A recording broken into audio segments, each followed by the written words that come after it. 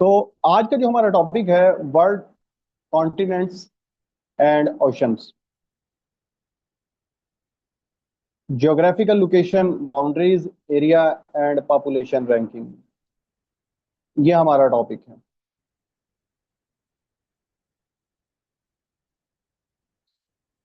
Composition of land and water on the earth, यानी कि land से मुराद यहाँ पर कॉन्टिनेंट है।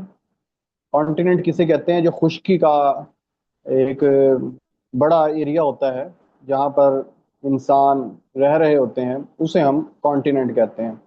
और वाटर से मुराद पानी है, जमीन के ऊपर पानी कितना मौजूद है। तो ये जनरल इंफॉर्मेशन दी हुई है स्टार्ट में।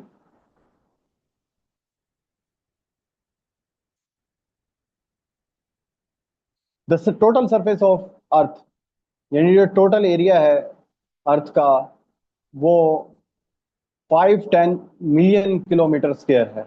ये आप देख लेंगे, इसको याद कर लेंगे। 510 मिलियन किलोमीटर स्क्वायर, ये इसका टोटल एरिया है जमीन का। इसमें से 70% जो है वो वाटर है, वाटर एरिया है,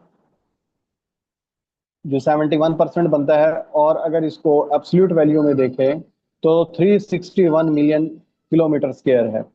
लैंड एरिया यानी कि जो खुश्क एरिया है वो 149 मिलियन किलोमीटर, जो कि 29% बनता है। अगर हम दोनों को जमा कर लें, 361 को और 149 को, तो ये टोटल सरफेस आ जाती है ज़मीन की। यानी कि जो ये ज़मीन है, जो हमने अभी तक ये ज़मीन पढ़ी है, इसका जो टोटल एरिया है वो कितना हो गया जी? 510 है ये। ठीक है। इसमें 71% वाटर एरिया है और 149 मिलियन यानी कि 29% इसमें लैंड एरिया है। अब जो ये 29%, जो 71% पानी है, ये ज्यादातर साल्टेड वाटर है। सॉल्टेड वाटर से मुराद यहाँ ज्यादातर इसमें ओशंस हैं, ओशन एंड सी है, जिसे हम सॉल्ट वाटर कहते हैं। और ये जो 71% है, अगर हम इसको पानी को 100% कंसिडर कर लें, तो इसमें से 97% पानी है टोटल वर्ल्ड का, टोटल अर्थ का, वो ओशन एंड सीज के ऊपर मुश्तमिल है। बाकी जो 3% है ये फ्रेश वाटर है। ठीक है।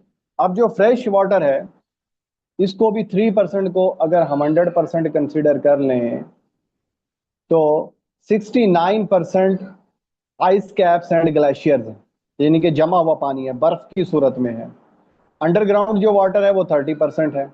रिवर्स, लेक्स एंड एटमॉस्फेयर के अंदर जो पानी है वो सिर्फ और सिर्फ क्या है? 1% है। यानी कि जो हम पानी डायरेक्टली यूज कर रहे हैं, वो उसकी जो मिकदार है वो बहुत कम है। तो ये जी हमारी कंपोजिशन है लैंड की, अर्थ की, जिसको दो हिस्सों में हमने डिवाइड किया। खुश्की का जो हिस्सा है उसको हमने लैंड का नाम दिया, वो 29% है। और जो उसका एरिया है वो 149 मिलियन किलोमीटर स्क्वायर है। और जो वाटर है वो 361 मिलियन किलोमीटर स्क्वायर है, वो 71% बनता है। इसमें से जो वाटर है हमारा, उसमें से सिर्फ 3% फ्रेश वाटर है और 97% सॉल्टेड वाटर है। जो फ्रेश वाटर है उसको भी 3 हिस्सों में हमने डिवाइड कर दिया। 69% इसमें ग्लेशियर्स हैं, ग्राउंडेड वाटर 30% है, और 1% इसमें रिवर, लेक्स एंड एटमॉस्फेयर है। ठीक हो गया। ये आपने जो बेसिक्स हैं वर्ड की, अर्थ की, ये आपने याद कर लेनी है। एमसीक्यूज पॉइंट ऑफ व्यू से ये चीजें इंपॉर्टेंट है। अच्छा, अब हम चलते हैं वर्ल्ड मैप की तरफ। अब हमने लैंड को देखा और वाटर को देखा। इस मैप को, अगर आप, ये जो मैंने मैप आप लोगों के साथ स्लाइड शेयर की है, अगर आप इसको याद कर लेते हैं ना, तो ज्योग्राफी आसान हो जाएगी। अच्छा, दूसरा आपने क्या काम करना है, इस तरह का मैप ना आपने मार्केट से खरीद लेना है। ठीक है। और वो इतना बड़ा मार्क मैप हो कि आप उसको ना अपने रूम में लगा लें, जहां आप रहते हैं, जहां आप सोते हैं। और जब आप फ्री हो, कुछ करने को ना हो, तो आपने गौर से ना सिर्फ मैप को देखते रहना है। ठीक है। अनइंटेंशनली भी आप उसको देखते रहेंगे, जब आप मैप को देखते रहेंगे तो ये आपको उसमें आपका इंटरेस्ट डेवलप होगा और अल्टीमेटली मैप आपको वो याद होना शुरू हो जाएगा। हाँ जी, इसको हमने 4 डायरेक्शंस के अंदर डिवाइड किया था। ये हमारे पास ईस्ट था कल, और यहाँ पर ये वेस्ट है, और ये नॉर्थ पोल है, और ये साउथ पोल है। यहाँ से एमपीएम लाइन गुजारी थी, और ये हमारे पास क्या था, इक्वेटर था। ठीक हो गया। अब जमीन को हमने 7 खुश्की के हिस्सों में डिवाइड किया है। ठीक है, ये जो पिंक नजर आ रहा है आपको, ये एशिया है, येलो अफ्रीका है, थर्ड नंबर पर जो बड़ा खुश्की का हिस्सा है वो नॉर्थ अमेरिका है, फोर्थ पर जो खुश्की है वो साउथ अमेरिका है, 5 के ऊपर अंटार्कटिका है, ये जो आपको बर्फ नजर आ रही है साउथ पोल के ऊपर, ये ये 5वें नंबर पर आता है। छठे नंबर पर बाई एरिया बात कर रहा हूं, ये यूरोप आता है। ठीक हो गया। और 7वें नंबर पर ये आपके पास ऑस्ट्रेलिया, वैसे अगर इसे को कॉन्टिनेंट के हिसाब से देखे जाए उसे ऑस्ट्रिया बोला जाता है। ठीक हो गया।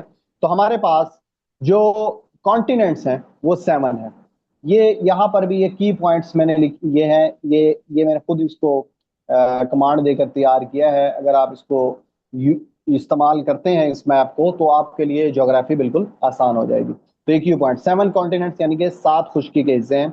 ये मैंने एरिया के हिसाब से अभी आपको बताए हैं। ठीक है, एशिया नंबर 1 पर है, अफ्रीका 2 पर है, 3 पर नॉर्थ अमेरिका है, 4 के ऊपर साउथ अमेरिका है, 5 पर अंटार्कटिका, छठा के ऊपर यूरोप, और 7वें पर ये आ जाता है। ठीक है, ये जो हमारी 29% जो हमने अभी लैंड देखी थी वो कवर हो गई।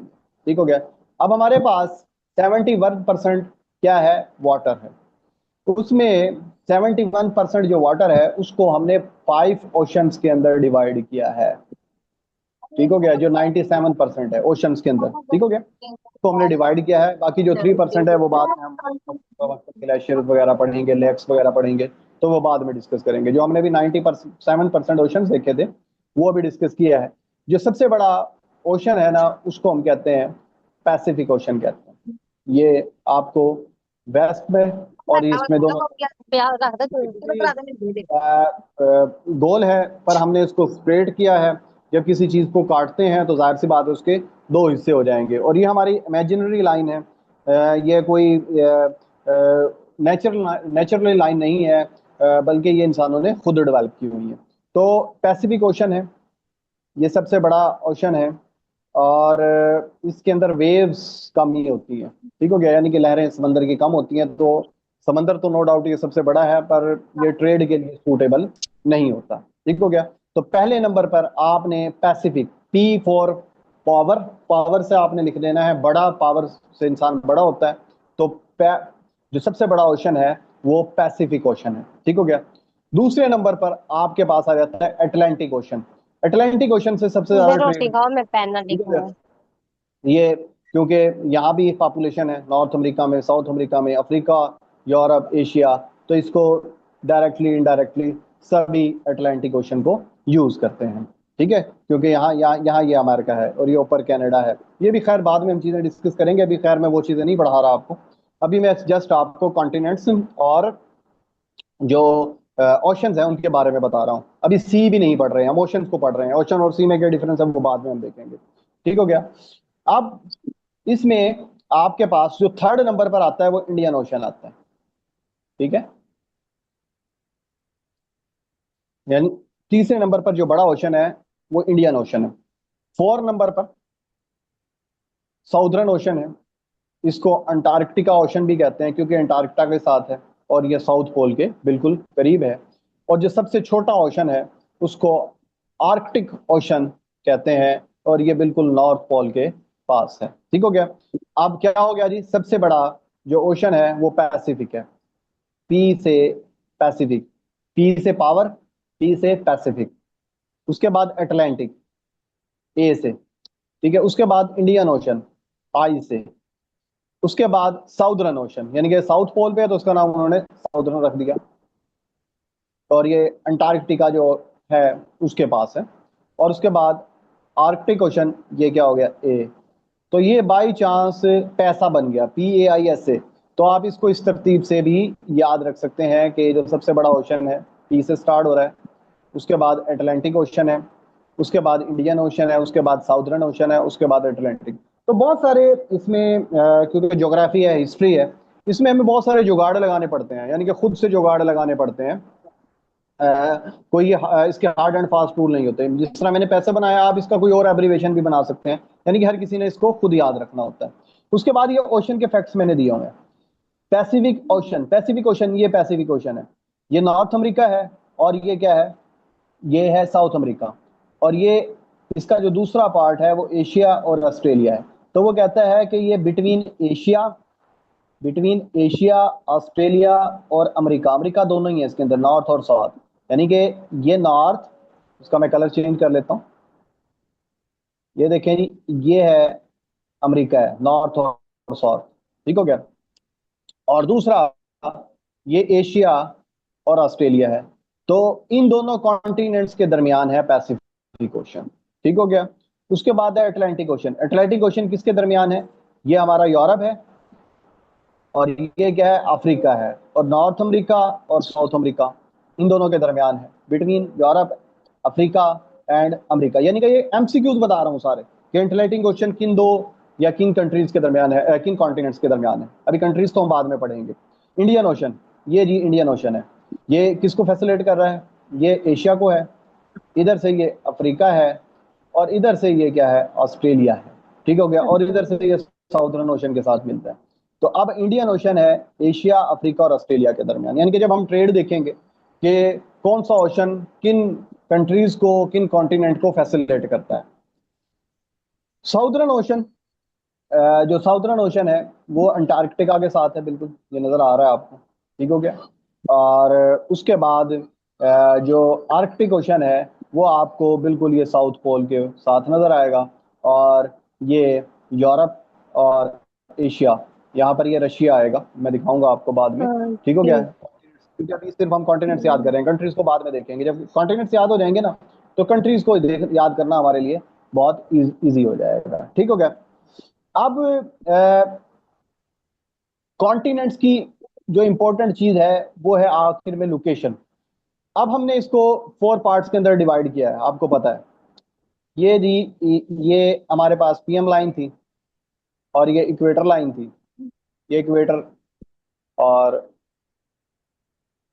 ये यहाँ से गुजर रही है, अफ्रीका के दरमियान से गुजर रही है। यानी कि अफ्रीका के ऊपर डायरेक्ट सूरज की शुआएं पड़ती हैं। और आप यहाँ जो कंट्रीज है वो देखेंगे, वहां पर जो दिन है और रात है वो 12-12 घंटे के होते हैं, ठीक है। और यहाँ पर गर्मी ज्यादा होती है, और लोग भी यहाँ के कंपैरेटिवली उनका कलर वगैरह चेंज होता है दूसरों से। तो ये रीजन है।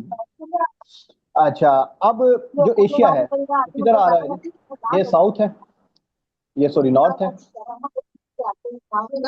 और ये साउथ है, ये हमारे पास ईस्ट है, और ये वेस्ट है।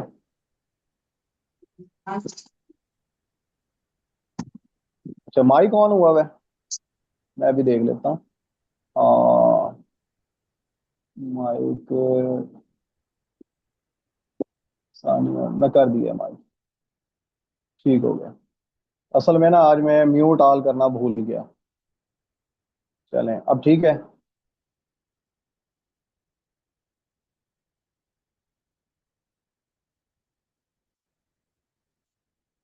अच्छा, अब ये वाला जो एरिया है ना, ये इसको नॉर्थ ईस्ट कहेंगे, ये कल मैंने बताया था आपको। ये वाला जो एरिया है ये साउथ ईस्ट है, और ये वाला जो एरिया है वो वेस्ट नॉर्थ है, और ये वाला जो एरिया है वो वेस्ट साउथ, ठीक हो गया। अब हम यहाँ से देख सकते हैं जो एशिया है ये किस में आ रहा है, नॉर्थ ईस्ट में आ रहा है। जो यूरोप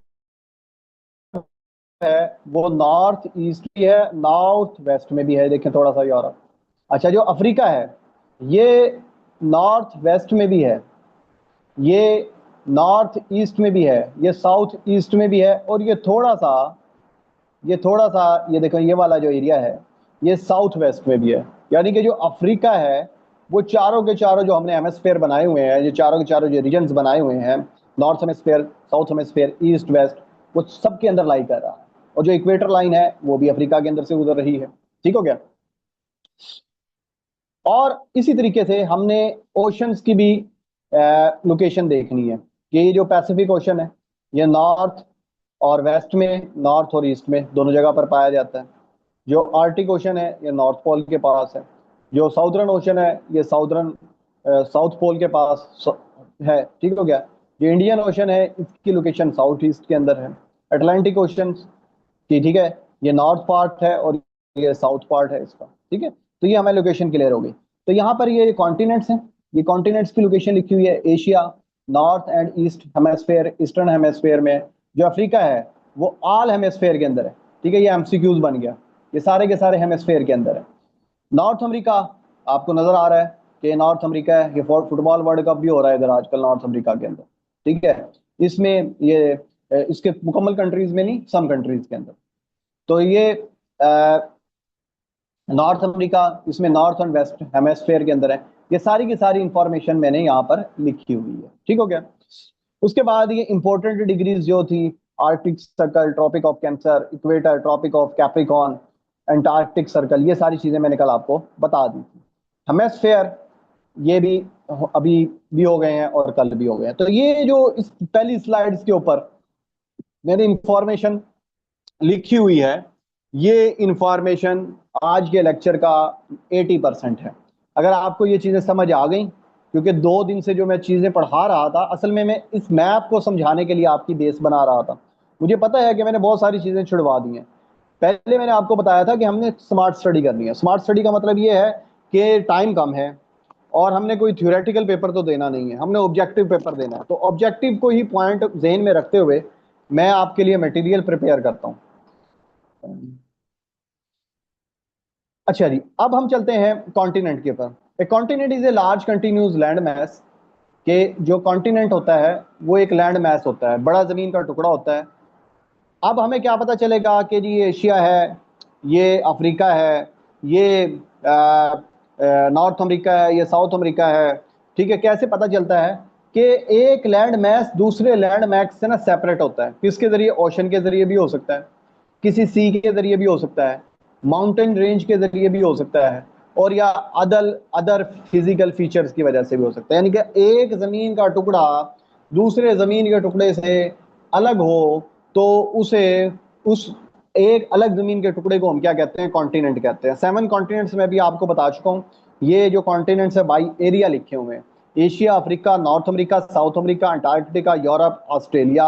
ऑस्ट्रेलिया का जो असल नाम है वो ओसेनिया है। ठीक हो गया, ओसनिया भी इसे कह देते हैं, ओसेनिया भी कह देते हैं। तो आपने ये याद रखना है जब हम इस कॉन्टिनेंट को पढ़ेंगे ना। और ये 7 कॉन्टिनेंट्स और जो ये 5 ओशन है जिसे हम उर्दू में बहर कहते हैं, ये मैंने अलग भी आप लोगों को पढ़ाने हैं। ठीक है, इसमें से जो पॉसिबल एमसीक्यूज होंगे।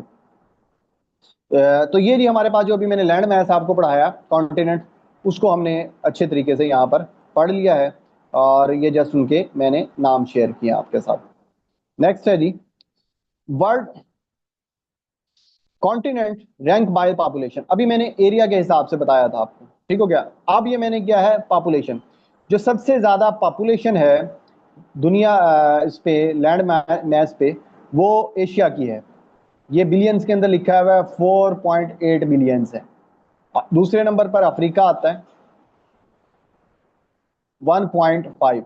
यानी कि एरिया के लिहाज से और पॉपुलेशन के लिहाज से एशिया पहले नंबर पर है। एरिया के लिहाज से एरिया भी यहाँ का ज्यादा है और यहाँ पर पॉपुलेशन भी ज्यादा है। और जो अफ्रीका है वो पॉपुलेशन के लिहाज से दूसरे नंबर पर आता है और एरिया के लिहाज से भी दूसरे नंबर पर आता है।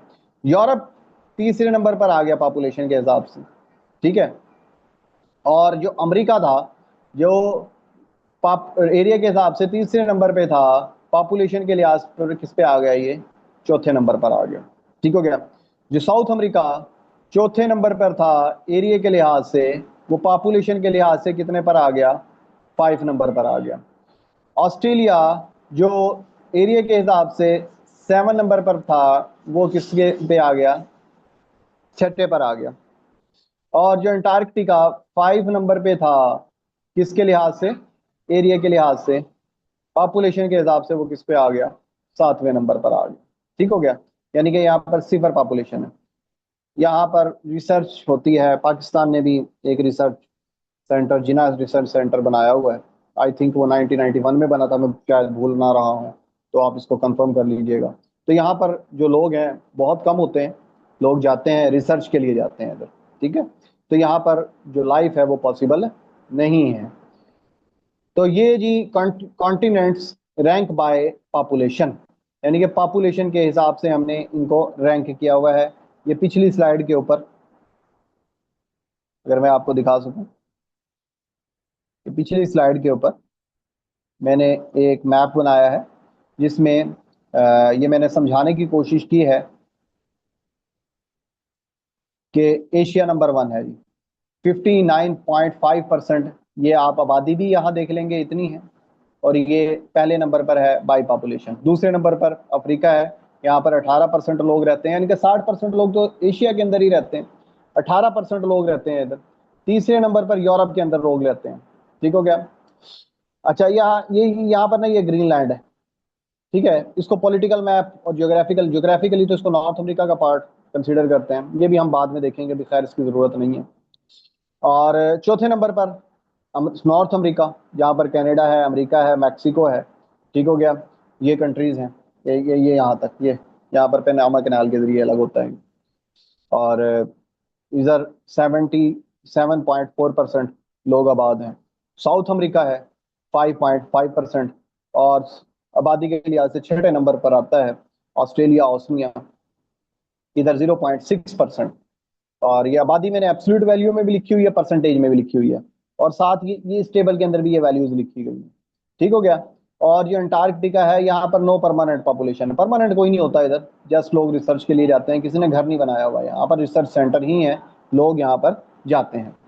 अच्छा, अब यहाँ पर अगर आपको छोटा छोटा नजर आ रहा है, तो इससे पिछली स्लाइड के अंदर मैंने यही वाली वैल्यूज इसको टेबल की सूरत में लिख दिया है। Continents, Asia 4.8, Africa 1.5, Europe 0.74, north America 0.6, south America 0.44, Australia Oceania 0.00, 0.046, और अंटार्कटिका में कोई वो नहीं है।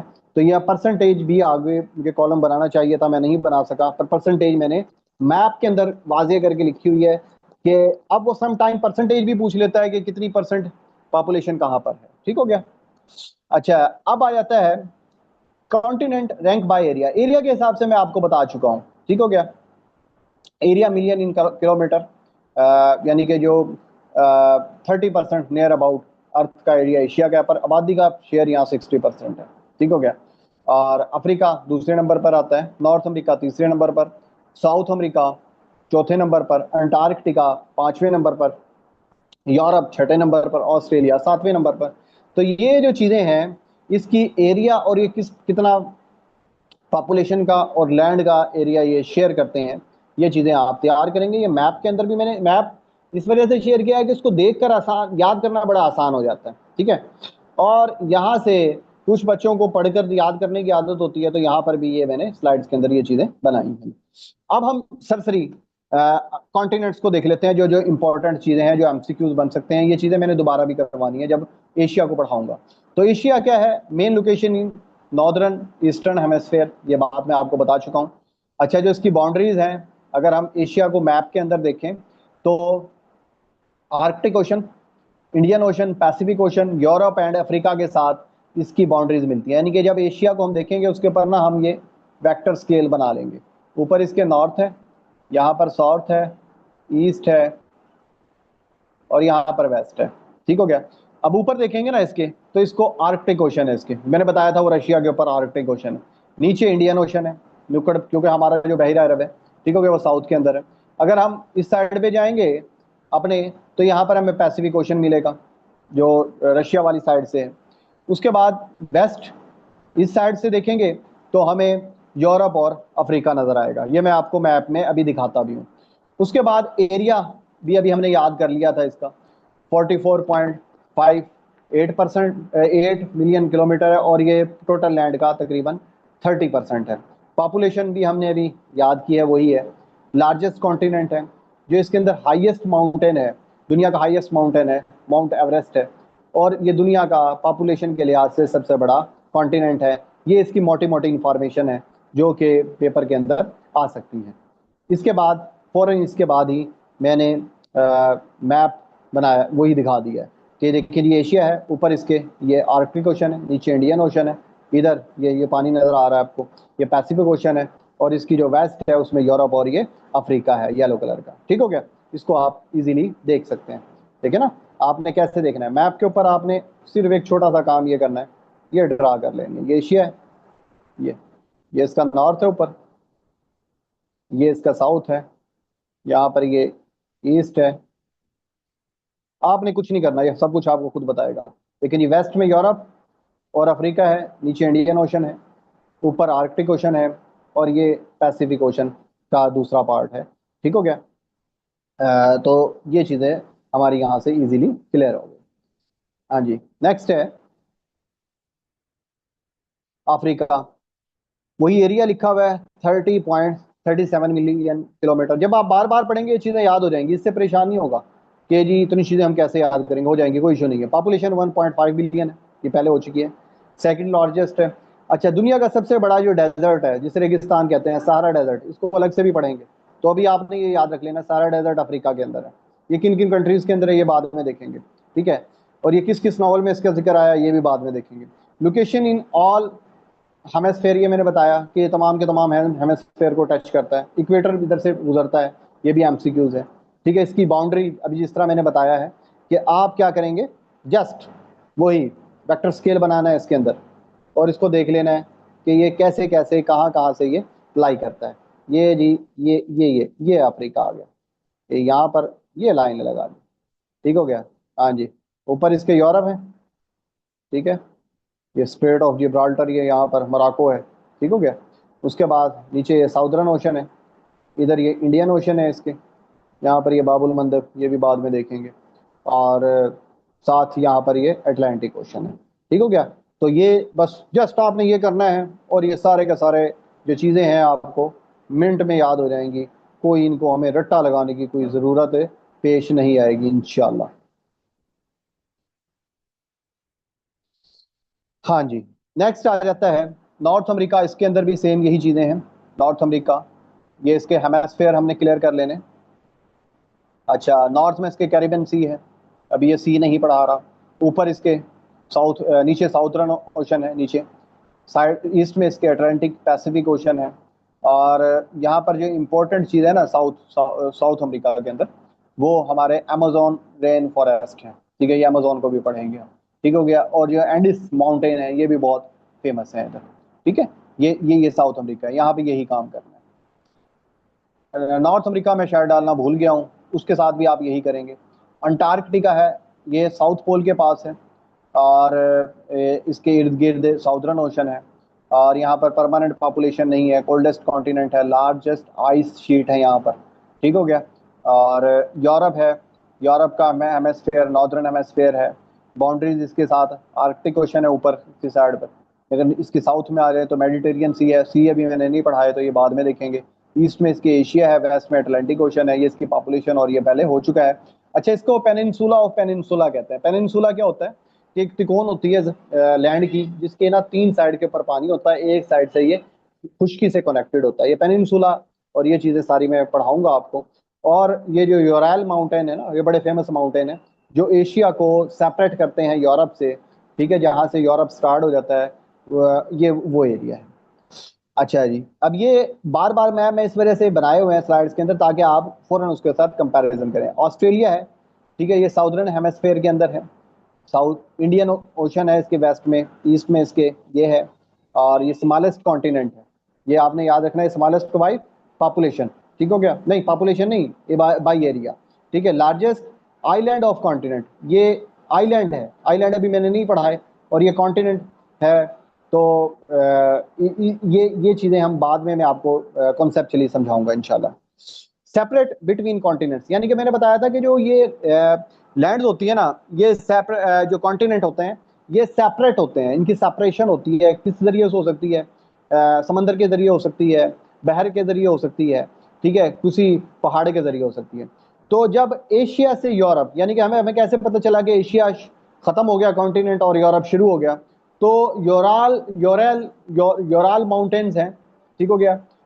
ये पहाड़ी सिलसिला है, बड़े मजबूत पहाड़ हैं, जहाँ एशिया खत्म होता है और जो यूरोप स्टार्ट होता है, वहां पर ये क्या होते हैं, योराल माउंटेन स्टार्ट हो जाते हैं। यानी कि अगर आपसे पूछ लिया जाए कि एशिया और यूरोप के दरमियान क्या गैप है, तो आपने इसका यूराल माउंटेन का जो ऑप्शन है वो ठीक करना है। कुछ लोग इसको यूरेशिया भी कहते हैं, यानी कि जो इस कॉन्टिनेंट को एक ही कॉन्टिनेंट मानते हैं, पर जो ज्योग्राफी है उसमें इसको अलग ही पढ़ा गया।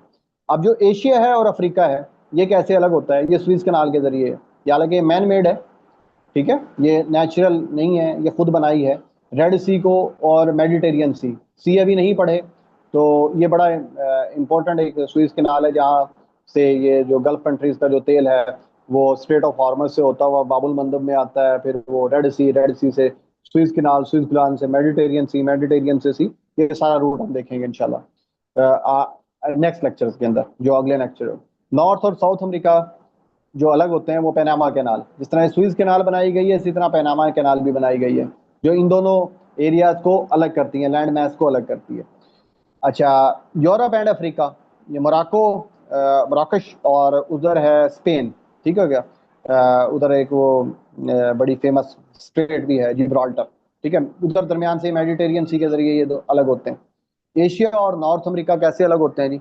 ये बेरिंग स्ट्रेट है, ठीक हो गया, एक साइड पर रशिया आ जाता है, दूसरी साइड पे अमेरिका है, और यहाँ पर स्ट्रेट ऑफ अलास्का है। ये बेरिंग स्ट्रेट, जिस तरह के स्ट्रेट ऑफ हार्मोज है ना, जिसे आपने हरमस कहते हैं, इसी तरह बहुत सारी स्ट्रेट्स हैं। अभी क्योंकि मैंने स्ट्रेट्स नहीं पढ़ाई, इस वजह से सरसरी इधर से गुजरी जा रहा हूँ। तो बेरिंग स्ट्रेट्स है, इसके जरिए अलग होती हैं। तो ये जो हमारे कॉन्टिनेंट्स हैं, एक कॉन्टिनेंट दूसरे कॉन्टिनेंट से जो अलग होते हैं, वो इस वजह से ये अलग हो रहे होते हैं, ठीक है। उसके हाँ जी, अब ये मैंने मैप के अंदर भी शो किया हुआ है। अब टाइम देखते हैं कि टाइम कितना रह गया है। टाइम रह गया हमारे पास 6 मिनट है, इंशाल्लाह हो जाएगा इसमें। इसको मैं थोड़ा सा आपको बता देता हूँ। देखिए जी, ये एशिया और यूरोप, ये यूराल माउंटेन है, इधर ये सारे के सारे इसके जरिए ये अलग हुआ है, ठीक है। ये अफ्रीका है, और ये वाला येलो, ये एशिया है सारा, और ये अफ्रीका है। यहाँ पर ये सुइज कैनाल बनी हुई है, ये सुइज कैनाल है, पानी का है ये इसको, ये रेड सी है, और ऊपर ये मेडिटेरियन सी है। मेडिटेरियन सी और रेड सी को ये बनाता है, ये बाबुल मंदब है, ठीक हो गया। तो ये जो एरिया है स्विस कैनाल, ये इसको इससे अलग करती है, ठीक हो गया। अच्छा, जो ये है हमारे पास नॉर्थ अमेरिका और साउथ अमेरिका को, ये पैनामा कैनाल, ये भी मैन मेड है, ये यहाँ बनाई हुई है, ये इसको साउथ अमेरिका को नॉर्थ अमेरिका से अलग करती है। अच्छा, उसके बाद ये है जी बेरिंग सी, बीरिंग सी कहते हैं इसको। और यहाँ इस साइड पर ये अमेरिका है, और ये एशिया है तो ये पैसिफिक ओशन ना, ये भी पैसिफिक ओशन है, ये भी पैसिफिक ओशन है। तो ये एक स्ट्रेट है इधर, जो कि एशिया को यूरोप से अलग करती है, ठीक हो गया। तो ये जी हमारे पास एक ये जो हमने बात की थी स्टार्ट के अंदर, कि किस तरीके से हमें पता चलता है कि एक कॉन्टिनेंट खत्म हो गया दूसरा शुरू हो गया। तो ये सारी की सारी चीजें मैंने इस मैप के अंदर, मेडिटेरियन सी का भी बता दिया, पैनामा का भी बता दिया, सारी चीजें मैंने आपको बता दी हैं। इस तरीके से हमने डिफ्रेंशिएट किया हुआ है कि ये कैसे अलग होंगे। ओशंस क्या आता है जी? An ocean is a vast body of salt water covering approximately 71% of earth, ठीक हो गया। तो ये 71% को करता है। इसके अंदर हमारे पास 5 ऑप्शन है, 5 सी होते हैं, Pacific, Atlantic, Indian ocean, southern ocean and Arctic ocean, ठीक है। इसको पैसे से मैंने आपको याद करवाया। तो जो पैसिफिक ओशन है, इसको पीसफुल ओशन कहते हैं, इसके अंदर लहरें इतनी नहीं होती, इस वजह से ट्रेड के लिए सूटेबल नहीं है। जो अटलांटिक ओशन है, ये ज्यादा सूटेबल है। सबसे बड़ा पैसिफिक है, दूसरा अटलांटिक है, इंडियन ओशन है, और साउदर्न ओशन है, आर्कटिक ओशन है। अगर एवरेज गहराई की बात करें, अगर एवरेज, मैं एब्सोल्यूट गहराई की बात नहीं कर रहा, एवरेज गहराई की बात करें, तो पहले नंबर पर जो सबसे गहरा समंदर है वो अटलांटिक है या पैसिफिक है। दूसरे नंबर पर इंडियन ओशन आ जाता है। तीसरे नंबर के ऊपर जो एवरेज डेप्थ है उस पर अटलांटिक ओशन आता है। बाकी तरतीब वैसी की वैसी ही है, ठीक है। एवरेज एवरेज डेप्थ की बात कर रहा हूँ मैं, बार बार बता रहा हूँ आपको, ठीक हो गया। और अगर लार्जेस्ट के हिसाब से फिर यही है जो मैंने आपको पहले बताया है, ठीक हो गया। ओहो,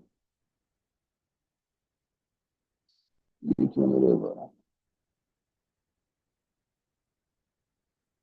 हाँ जी, ये मैंने बनाया हुआ है, ठीक है। ये पैसिफिक है 1 नंबर पर। 2 नंबर पर ये अटलांटिक है सारा।